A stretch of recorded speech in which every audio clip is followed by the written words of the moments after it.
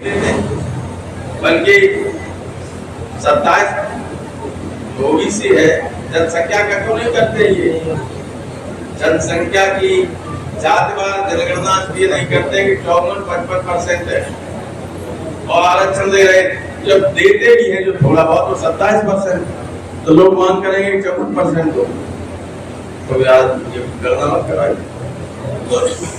ये सरकार जो है, बीजेपी जो है, इसकी नीतियां जन विरोधी हैं और समाजवादी पार्टी की नीतियां जन कल्याण के लिए, आम लोगों के लिए, गरीब लोगों के लिए।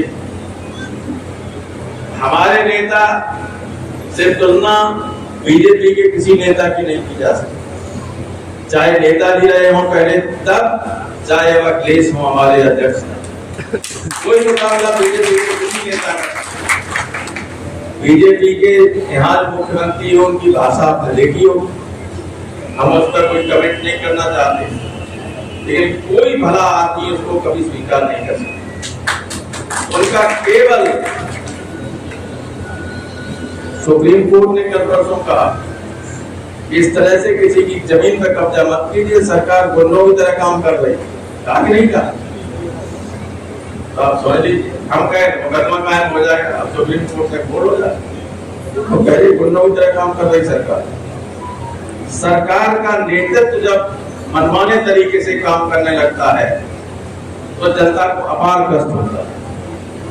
आज बार-बार सुप्रीम कोर्ट ने कहा कि किसी कोई अगर मुकदमा किसी पे है तो आप उसके मकान को नहीं गिरा सकते, किस कानून के तहत गिराया जाता है।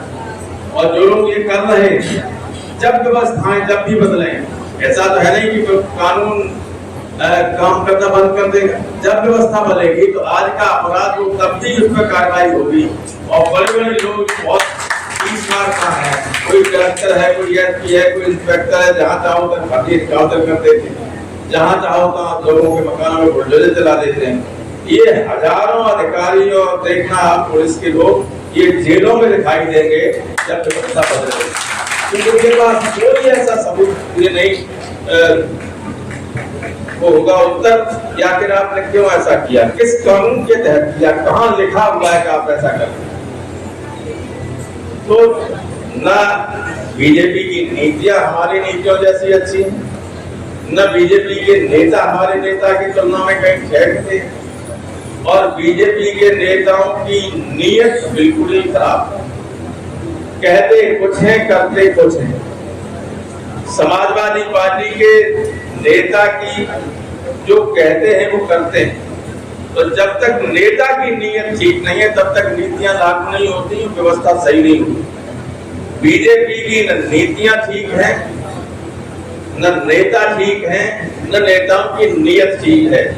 इसलिए समाजवादी पार्टी के प्रत्याशी को ही वोट पाने का अधिकार है आम व्यक्तियों को। और एक तेज प्रताप सिंह चुनाव लड़ रहे हैं, एक कड़े मौसी सत्ता विधानसभा क्षेत्र, पिछले सारे रिकॉर्ड तोड़ दीजिएगा और देखे रहिए आपका वोट कटने न पाए। ये जिम्मेदारी केवल नेताओं की नहीं है, जिसका वोट डालने का अधिकार सबसे महत्वपूर्ण अधिकार लोगों के हाथ में होता है।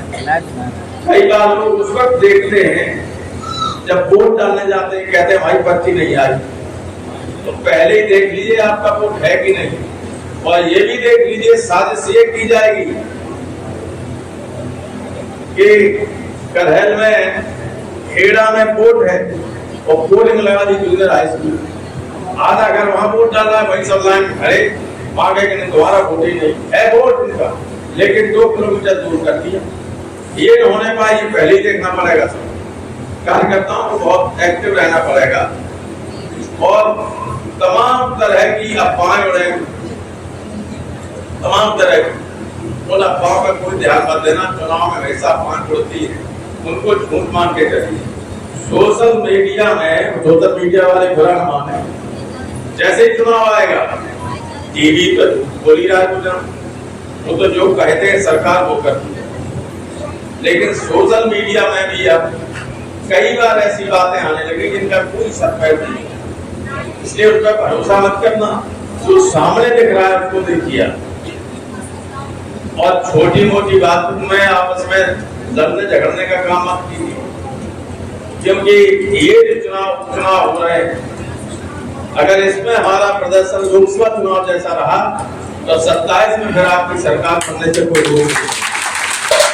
भले जन की तरफ देखिएगा, इसलिए आप उसमें अगर कोई मतपटाव भी है तो उसको छोड़िए, उससे कोई आपका नुकसान नहीं होने वाला।